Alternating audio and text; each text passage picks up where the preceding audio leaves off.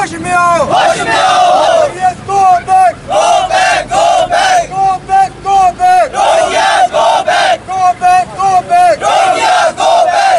होश में आओ, होश में आओ, होश में आओ। Rohingyas को बाहर निकालो, बाहर निकालो, बाहर निकालो। Rohingyas को बाहर निकालो, बाहर निकालो, बाहर निकालो। Rohingyas go back, go back, go back, Rohingyas go back, go back, go back, Rohingyas निकालो, बाहर निकालो, बाहर निकालो। Rohingyas go back, go back, go back, Rohingyas go back, go back, go back, go back। रियासत में अवैध रूप से बसे रोहिंग्यों को बाहर निकालने की मांग को लेकर आज कठुआ के जिला सचिवालय के निकट कॉलेज रोड पर यंग वार एसोसिएशन के सदस्यों ने सरकार के खिलाफ जोरदार प्रदर्शन कर नारेबाजी की। प्रदर्शन के दौरान मीडिया से मुखातिब होते हुए राहुल देव का कहना है कि जम्मू में जो रोहिंग्या अवैध रूप से बसे हैं वे जम्मू क्षेत्र के लिए सबसे बड़ा खतरा बने हुए हैं। रियासत की सरकार द्वारा राज्य में अवैध रूप से बसे रोहिंग्याओं को बाहर नहीं निकाल रही है। उनकी मांग है कि इन्हें रियासत से बाहर निकाला जाए। वहीं यंग बार एसोसिएशन के अध्यक्ष अनिल अंडोत्रा का कहना है कि रियासत की मौजूदा गठबंधन सरकार रोहिंग्या को रियासत से बाहर निकालने के मुद्दे पर चुप्पी साधे हुए है, जिससे लगता है कि सरकार भी अवैध रूप से बसे रोहिंग्या को बाहर निकालना नहीं चाहती है और बीजेपी जिसे जम्मू के लोगों ने वोट डालकर सरकार में बिठाया उसने भी जम्मू के लोगों के हितों के साथ खिलवाड़ किया। तो जम्मू कश्मीर में इलीगल सेटलमेंट की जा रही है रोहिंग्या मुसलमानों की, और उनको जो जम्मू कश्मीर में जिस तरीके से गवर्नमेंट की इन्वॉल्वमेंट हो रही है उनकी सेटलमेंट में, हम उसके अगेंस्ट यहाँ पे हमने एक प्रोटेस्ट रखा हुआ है। और जैसा कि आजकल न्यूज़पेपर्स में, न्यूज़ मीडिया में, ये सारी जगह सोसाइटी में ये डिस्कशंस हो ही रही हैं कि रोहिंग्याज़ की सेटलमेंट हमारी कहीं ना कहीं देश की सिक्योरिटी के लिए एक थ्रेट का इशू बन चुकी हैं। इनकी कहीं ना कहीं जिहादिस्ट जो ऑर्गेनाइजेशंस हैं उनके साथ भी, एजेंसीज़ की भी ये रिपोर्टें हैं कि उनका कहीं ना कहीं उनके साथ कनेक्शन है। ये हमारी इंटरनल पीस, इंटरनल सिक्योरिटी के लिए खतरा बनते जा रहे हैं। अब हाल ही में हमने ये भी देखा है कि हमारे मीडिया के साथियों के साथ भी इन्होंने कुछ मारपीट की है। अब ये किस्से यहाँ तक आना शुरू हो गए हैं। अब हालात इतने बद से बदतर बनते जा रहे हैं कि अब तो एक आम इंसान का भी यहाँ पे जम्मू में रहना मुश्किल हो रहा है। और जिस तरीके से ये इनका जम्मू के जो आउटस्कर्ट्स के एरियाज़ हैं, जैसे कठुआ डिस्ट्रिक्ट हो गया, उधमपुर डिस्ट्रिक्ट हो गया, सांबा हो गया, यहाँ पे भी आपने देखा होगा पिछले कुछ 5-6 सालों से कुछ इस तरीके के लोग कुछ दिख रहे हैं जो उससे पहले कभी देखे ही नहीं गए।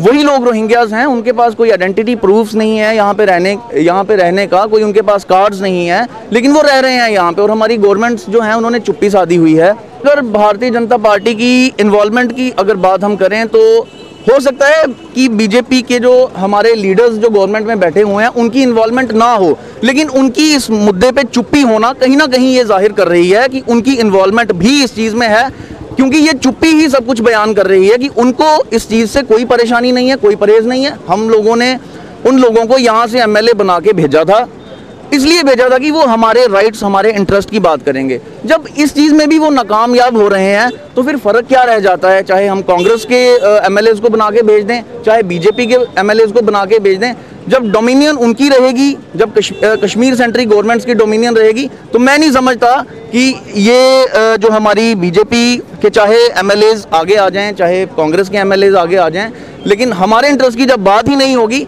तो मेरे ख्याल से हम लोगों को खुद ही अवेयर होके, खुद ही यूनाइट होके एजिटेट करना पड़ेगा हमारे राइट्स के लिए। और ये बड़ी दुखदायक बात है कि हमारे लीडर्स जो हैं वो यहाँ पे चुप हैं, बीजेपी के लीडर्स। क्या कहना है आपका आज किस मुद्दे पे आपने प्रोटेस्ट किया, क्या कहना है? देखिए, आज जो पूरे कठुआ का आम युवा, विभिन्न संगठनों के युवा जो इकट्ठे हुए हैं, ये जो रोहिंग्याज की जो सेटलमेंट जम्मू कश्मीर के अंदर की जा रही है इस पे, और सरकार इसमें मतलब टोटल सरकार की इन्वॉल्वमेंट हो रही है कि अपने वोट बैंक के लिए इनको जहाँ पर बसाया जा रहा है। तो ये आने वाले समय में हम जो जम्मू के बाशिंदे हैं उनके लिए एक बहुत बड़ा खतरा होने वाला है, क्योंकि आप देखिए ये जो रोहिंग्या जो अभी जहाँ पर बसे हुए हैं ये म्यांमार से निकाले हुए हैं। म्यांमार के अंदर इन्होंने पूरी तरह से उधर के जनजीवन को अस्त व्यस्त किया है और उस लिहाज से उधर के लोगों ने इनको बाहर निकाला हुआ है। जब बाहर से निकाले हुए लोगों को हम अपने इधर क्यों बसाएं? यही है कि हमारी जो सरकार के खिलाफ प्रदर्शन था, सरकार अपनी आंखें खोले, आंखें जो मूंद कर बैठी हुई है, आप कोई कार्रवाई करें, इनको बाहर निकालने चाहिए, क्योंकि ये गैर भारतीय हैं, ये भारत के नागरिक नहीं हैं, इनका भारत में क्या काम, इनको भारत से बाहर निकाला जाए। अन्यथा फिर आम जुआ जब जागेगा तो आम जुआ हिंसक होगा, तो फिर इसका गलत परिणाम निकलेगा। तो इसलिए सरकार की जिम्मेदारी है, सरकार इस पर एक्शन ले, इनको जहाँ से बाहर निकाले। राहुल तो पहले मैं बता देना चाहता हूँ कि आज प्रदर्शन जो मेन इशू है इसका, जो रोहिंग्या से इलीगल तरीके में जम्मू कश्मीर में अपना एक बरसजम खड़ा करते जा रहे हैं, उसके विरोध में, इसके साथ ही साथ हमारे जंग बार एसोसिएशन के हमारे जो प्रेसिडेंट हमारे स्पोक्स पर्सन है वो भी हमारे साथ है। तो मेन जो इशू इस प्रोटेस्ट करने का यही है कि रोहिंग्या जो कहीं ना कहीं हमारे हिंदुस्तान की और हमारे जम्मू कश्मीर का जो डेमोग्राफिक रूप से उसको चेंज करने का प्रयास किया जा रहा है, उसके विरोध में हमने प्रदर्शन किया गया है। मैं मीडिया के माध्यम से ये बता देना चाहता हूँ कि कुछ दिन पहले जो सुंजुमा में अटैक हुआ, तो कहीं ना कहीं जो तार है जो रोहिंग्या के साथ जोड़े गए, उसके बाद जो हमारी आर्मी के जवानों में पथराव हुआ, कहीं ना कहीं उन लोगों में भी आता है।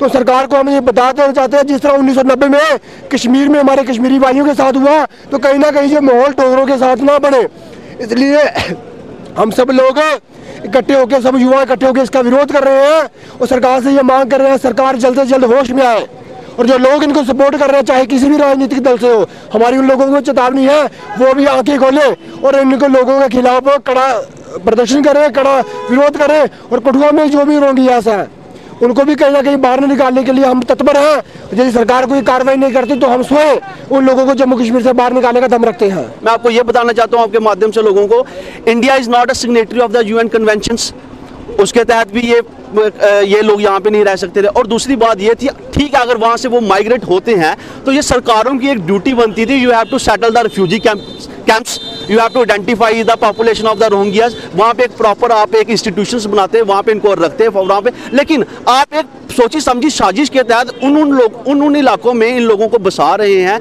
जिन इलाकों में आपको लगता है कि हिंदूवादी के साथ कैसे डिस्टर्ब करना है उन लोगों को जो पीसफुल तरीके से रह रहे हैं।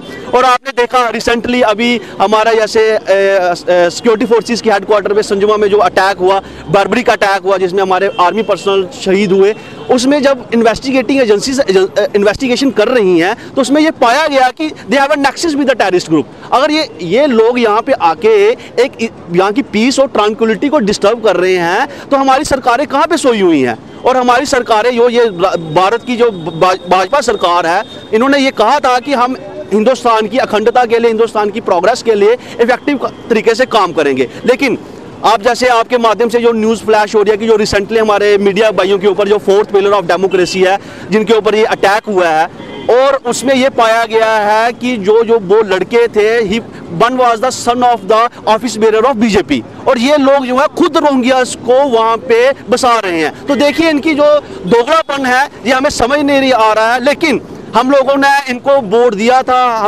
हम लोगों की इनसे आशा थी कि ये जम्मू के लिए बोलेंगे, लेकिन ये जिस तरीके से ये कार्य कर रहे हैं, मैं तो आपके माध्यम से ये कहना चाहूँगा कि इनका आने वाला समय जनता इनको वाकई इनका चेहरा दिखाएगी।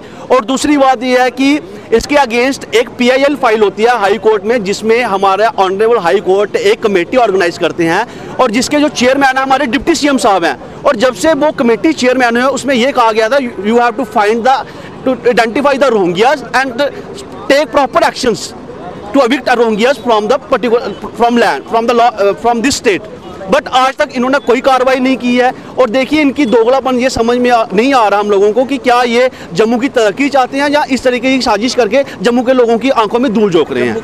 भाजपा ये तो राजनेताओं को सोचना पड़ेगा, अगर वो ऐसा करेंगे तो हम लोग इस चीज़ को बिल्कुल बर्दाश्त नहीं करेंगे। ये जो धरती है, ये मैंने आप से पहले भी कहा, ये धरती राम की भी है, रहीम की भी है, हर एक मज़हब के लोगों को यहाँ पे इंडिपेंडेंस है। अगर यहाँ के लोग बेवकूफ़ है नहीं है, लोग समझते हैं, लेकिन हम चाहते हैं कि हम किसी एक शायर ने लिखा हुआ है, मैं आपके माध्यम से वो चंद लाइनें इनके माध्यम तक पहुँचाना चाहता हूँ। वो कहते हैं, क्या क्या बनाने आए थे, क्या क्या बना बैठे, कहीं मंदिर तो कहीं मस्जिद बना बैठे, हमसे अच्छी तो उस परिंदे की जात है जो कभी इस पर और कभी उस पर जा बैठे। हम हम सभी धर्मों की इज्जत करते हैं, हम सभी धर्मों को साथ लेकर चलना चाहते हैं, लेकिन अगर भाजपा ऐसा काम करती है, लेकिन फर्स्ट ऑफ ऑल हम ये चाहते हैं कि जम्मू क्या ठेकेदार बने थे ये लोग, जम्मू के लोगों में हिंदू भी आते हैं, यहाँ के गुज्जर भी आते हैं, यहाँ के बकरवाल भी आते हैं, यहाँ के मुस्लिम भी आते हैं, लेकिन जिस तरीके का ये कृत्य कर रहे हैं या कार्य कर रहे हैं, हमें लगता है कि ये लोग जम्मू की डेवलपमेंट कम कर रहे हैं, अपने आप की डेवलपमेंट ज़्यादा कर रहे हैं। तो आपसे मैंने पहले भी कहा कि लोग इनको आने वाले समय में बताएंगे कि इनका चेहरा इनको जरूर दिखाएंगे। जम्मू में जबकि भाजपा को बाहरी मोहब्बत जो है वो दिया था जम्मू के लोग। देखिए, इस बात की शुरुआत मैं मोदी जी की एक बात से करूंगा। उन्होंने जब बयान दिया था, जब भी उन्होंने इलेक्शन कैंपेन करी थी कि ये बाप बेटी की सरकार, ये बाप बेटे की सरकार, बाप बेटी की सरकार, उस पर जब उन्होंने टारगेट किया था, उसके बाद इन्होंने बाप बेटी से ही हाथ मिलाया। सबसे पहले तो ये लोगों को ये बात समझनी चाहिए।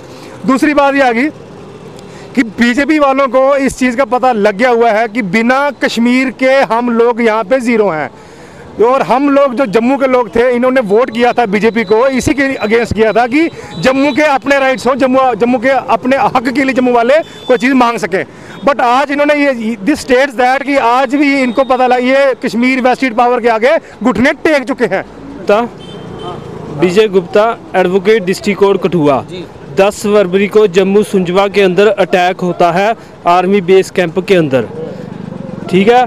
उसके विरोध में हमारी JNK असेंबली के अंदर हमारे कठुआ के जम्मू के MLA, बीजेपी के MLA विरोध प्रदर्शन करते हैं, बोलते हैं पाकिस्तान मुर्दाबाद, पाकिस्तान मुर्दाबाद, ठीक है। उसके बाद क्या होता है, उधर से एक MLA खड़ा होता है, NC का MLA मोहम्मद अकबर लोन, तो पाकिस्तान जिंदाबाद।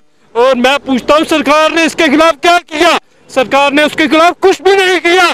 रजौरी के अंदर से हमारे लोकल बंदे प्रोटेस्ट करते हैं पाकिस्तान जिंदाबाद, और उनके खिलाफ FIR लगाई जाती है। और जो मोहम्मद अकबर लोन एक बार कैबिनेट मंत्री रहा, एक बार स्पीकर रहा और कई बार MLA रहा, ये नहीं पता कि बोलना क्या है। मैंने असेंबली के अंदर बोलता पाकिस्तान जिंदाबाद। मैंने सरकार को पूछा कि भाई आपने इसके खिलाफ कार्रवाई क्या की? मैंने सरकार के खिलाफ RTI लगाई कि RTI का जेर जवाब दिया इन्होंने मेरे के। RTI के अंदर लिखा हमने मोहम्मद अकबर लोन के खिलाफ कोई भी एक्शन नहीं लिया। मैंने बोला क्या मतलब हुआ? इसके अंदर साफ साफ लिखा है हमारा एक भाई MLA रामनगर का RS पठानिया, उसने रिटर्न में एप्लीकेशन फाइल की बिफोर स्पीकर, वो उसकी एप्लीकेशन रिकॉर्ड के अंदर फेंक दी जाती है, उसके ऊपर कोई कार्रवाई नहीं की जाती। मैंने लिखित में पूछा कि मेरे को बताओ आपने क्या किया? RTI लगाई मैंने, उसका साफ साफ जवाब आया कि हमने इसके ऊपर कुछ नहीं किया। अब मैं बताता हूँ कुछ नहीं क्या होता है। अकबर लोन जहाँ तो कश्मीर के अंदर रहेगा, जहाँ तो जेब चला जाएगा पाकिस्तान के अंदर। हमारे दिन के इसने पैसे खाए, उस दिन जिसने इसने बोला पाकिस्तान जिंदाबाद, उस दिन इसने इंडिया गवर्नमेंट के पास से खाए। अब नहीं ज्यादा चलेगा, मेरे पास रिटर्न में आ गया, अब मैं इसकी अपील फाइल करूंगा। कहना चाहता हूँ इस देश के अंदर, इस जम्मू कश्मीर के अंदर कानून की धज्जियां उड़ाई जा रही है। उनका क्या कसूर था? उनके खिलाफ FIR लगा दी। क्या जो मोहम्मद अकबर है इसको किस बात की प्रिविलेज दी जा रही है? ये प्रिविलेज दी जा रही है कि उसके खिलाफ ने कोई कार्रवाई नहीं की। ये नहीं चलेगा, ये ज्यादा दिन नहीं चलेगा। और बीजेपी वाले चुप करके बैठे हुए हैं, उनको स्ट्रांगली एक्शन लेना चाहिए। ये रिप्लाई अब देखो आप कहाँ जाता है, हाई कोर्ट के अंदर भी जाएगा, सुप्रीम कोर्ट के अंदर भी जाएगा, पर हम मोहम्मद अकबर लोन को JNK से बाहर निकाल के रहेंगे। जहाँ तक वो अपनी बात को अपोलोजाइज करे कि मैंने गलती से बोल दिया, और ये शेरेआम घूम रहा है, इसको नहीं हम चलने देंगे।